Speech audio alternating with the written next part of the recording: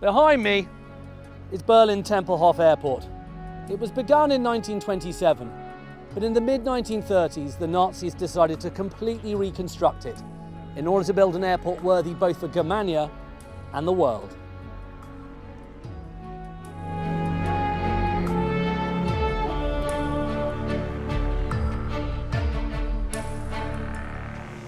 Now, it's often forgotten that the Nazis really did invade the British Isles. You probably think I've got my history spectacularly wrong, but let me assure you I haven't, because I'm on my way to the Channel Islands, which the Nazis did invade in 1940 and held on to for 5 long years. Now, it's absolutely essential that we go there, because if we have a look at what did happen on these small patches of British soil, we can get a really good idea of what would have happened had the Nazis occupied Great Britain at large.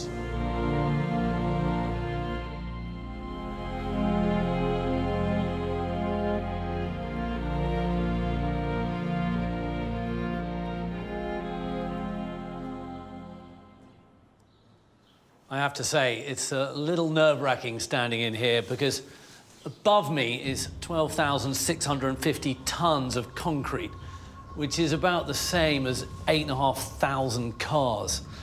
And you've got to remember that this is an experiment. You feel a long way from modern Berlin, and you feel as though you're just about in the Berlin of Albert Speer and Adolf Hitler. Not Berlin, but Germania. It's fantasy world capital that he wanted to create. And in a way that this building is not so much an experimental piece of architecture, it's not a load-bearing stone, it's a foundation stone.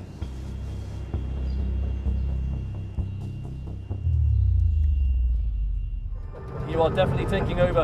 Oh, sorry. Okay, I'm going to go here. I have to say, driving this would get easier after a while. If you're used to a modern car, it feels very strange. You have to put a lot of revs on when you change down. But you could see oneself driving all over a big country in a car like this. This would be great. And I know that the owner, Dr. Hausmann, has driven this car all the way from Bavaria to Denmark. So that's the kind of distance these cars can do. Yeah. And it's fantastic. Thank you. Okay. Right now, I'm very happy to let you drive now. And I think you're happier as well. What was so important about Nuremberg? Why was this building built here? Nuremberg is a symbol of the old Germany. The medieval city was a city who is seen as typical for the old ages. And so Nuremberg is a symbolic background for Germany. And they wanted to Berlin. And Nuremberg was one step to Berlin. I see. So this is a very important stepping stone. Yeah. Now, this is a very big building, but were there plans to have it in even bigger buildings in Nuremberg? Yeah, the biggest building was a big stadium, the German stadium, the biggest stadium of the world. The first time Albert Speer tried to build the biggest of the world, and in the future, this was his concept. And how much bigger would that stadium have been than this building? More than 2.5.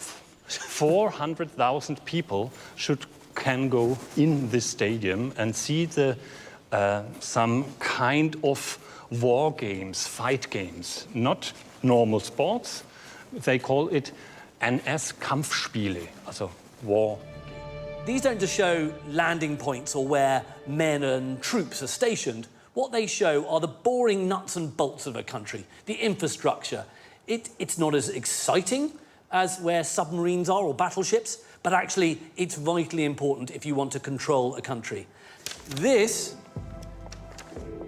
is a complete layout of Britain's electricity network. It runs all the way from Scotland right down to Cornwall to Kent. It has a detailed scheme of London, shows where all the underground cables are located. It also shows the strength of all the power stations, how much output they were doing. It's an immensely detailed map. Due to his belief in the racially degenerate nature of America, Hitler believed that the victory of the superior German people was inevitable.